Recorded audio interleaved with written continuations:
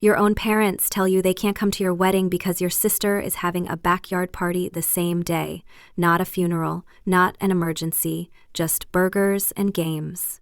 I'm Emma, and this is how my family's cruelest choice became the best thing that ever happened to me.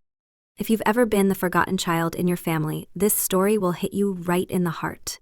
Hit subscribe because today we're talking about the most satisfying kind of revenge: success. Like this video if you believe the best payback is living well. And let's dive into this story. Growing up as Emma Torres should have felt special. But in my house, there was only room for one star, my older sister Madison. She was the golden child, the one who could do no wrong, the one who got all the attention, all the praise, all the love. When Madison got her first job at a marketing company, my parents threw a huge celebration dinner. They invited relatives, ordered a fancy cake, and took 1,000,000 photos. When I got promoted to manager at my graphic design job, they said, "That's nice," and changed the subject. When Madison bought a new car, Dad spent the whole weekend helping her set up the stereo and showing it off to neighbors.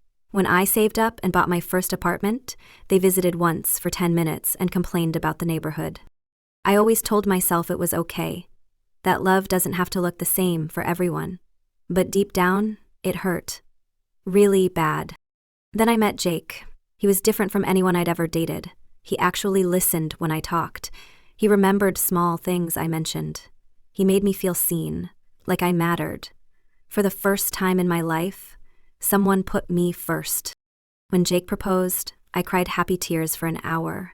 Not just because I was getting married, but because maybe now my parents would finally see me as important, too.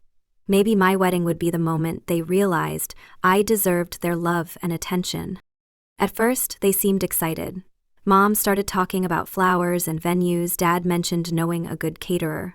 I actually believed this was my chance, finally, an event where I would be the center of attention in my own family. But slowly, things started to change. Mom would forget details about the wedding. She'd call me and ask the same questions over and over, like she wasn't really paying attention. Dad would groan whenever I mentioned anything wedding, acting like it was such a big hassle. Still, I ignored the signs. I was getting married in just 3 months. This was supposed to be the happiest time of my life. Then came that Sunday family dinner that changed everything. Madison walked into Mom's dining room with a huge smile on her face. "Guys, I have amazing news. I'm throwing the biggest backyard party ever at my place in 3 weeks. Live band, catered food, games, the works. Everyone's invited." She was so excited, bouncing around like a little kid. And the date she mentioned, it was the exact same day as my wedding. I sat there, fork halfway to my mouth, waiting for someone to say something. Waiting for Mom to remind Madison about my wedding. Waiting for Dad to mention the conflict. Nothing. Nobody said a word. "Sounds fun," Mom said, already planning what to bring.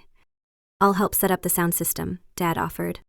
They were talking about Madison's party like my wedding didn't exist. Like the date they'd known about for months had just disappeared from their memory. I cleared my throat.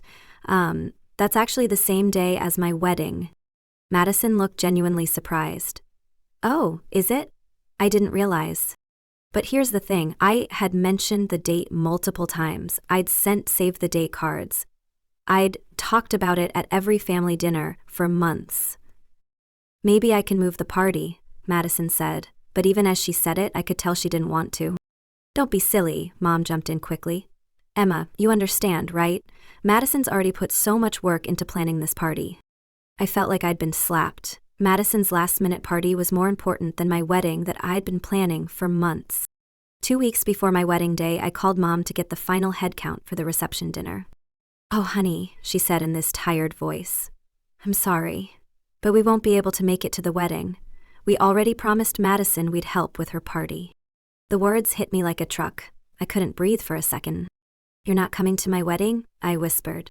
"Sweetie, try to understand. Madison really needs our help, and it's just one day, right? You'll have many anniversaries to celebrate." Just one day, my wedding day was just one day to them. I hung up the phone and sat on my kitchen floor. I cried harder than I had since I was a little girl. All those years of being second place, and now they were missing the most important day of my life for a backyard barbecue. That night, Jake found me crying in our bedroom. He held me while I told him what happened. "We don't need them," he said softly.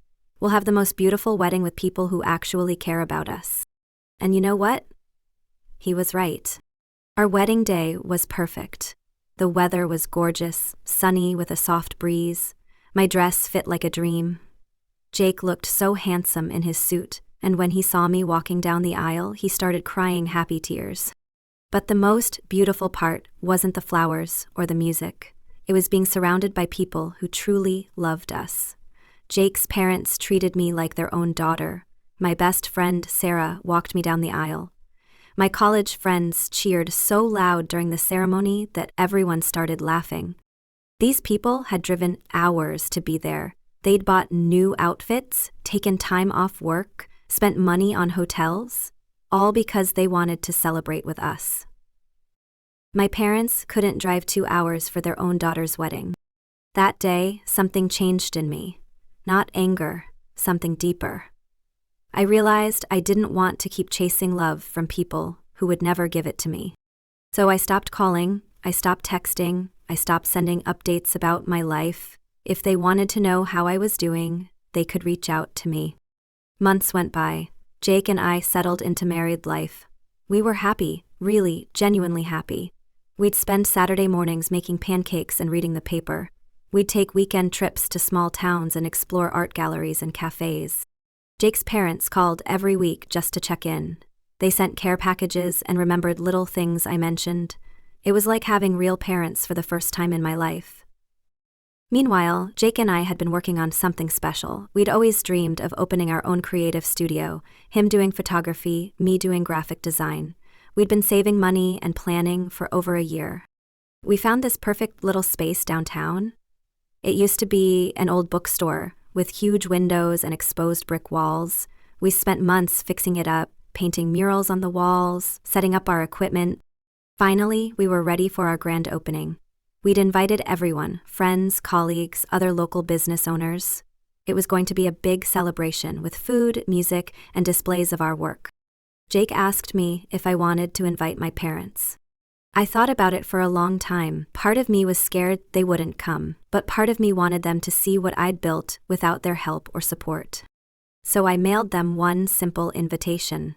No note, no explanation. Just the invitation. They showed up near the end of the night, looking uncomfortable in their fancy clothes, like they weren't sure they belonged there. The studio was packed with people. There were photographers and designers, small business owners, even the mayor came by. Everyone was laughing, eating, and celebrating with us. My parents stood near the entrance, looking around with wide eyes. On the wall behind me was a big sign, Torres Creative Studio, founded by Emma and Jake Torres. Mom's face went pale when she saw my name up there. Dad just stared, like he couldn't believe what he was seeing.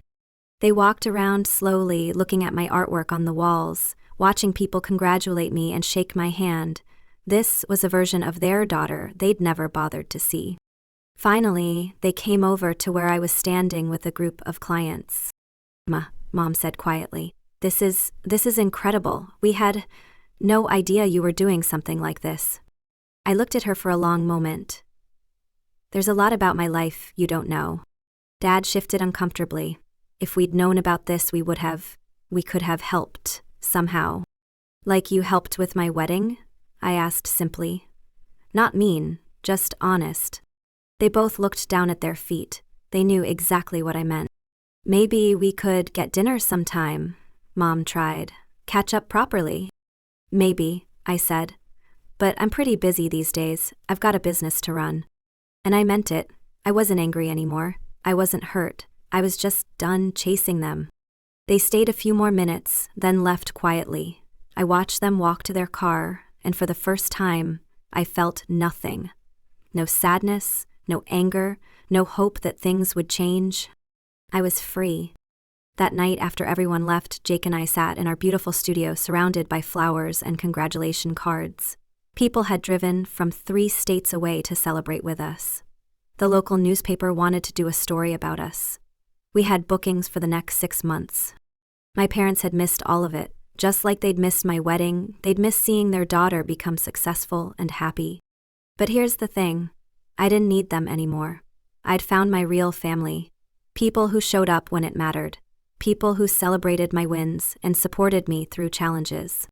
The revenge wasn't dramatic or loud, it was quiet and complete. They didn't lose me in a big fight. They lost me by choosing my sister's backyard party over the most important day of my life. And by the time they realized what they'd missed, I'd already built a whole beautiful life without them. Sometimes the people who hurt us most are the ones who are supposed to love us most. But here's what I learned. You can't force people to see your worth, and you shouldn't have to. The right people will celebrate you without being asked. If this story touched your heart, hit that like button and let me know in the comments, have you ever had to create distance from family who didn't appreciate you? Subscribe for more stories about finding your worth and building the life you deserve.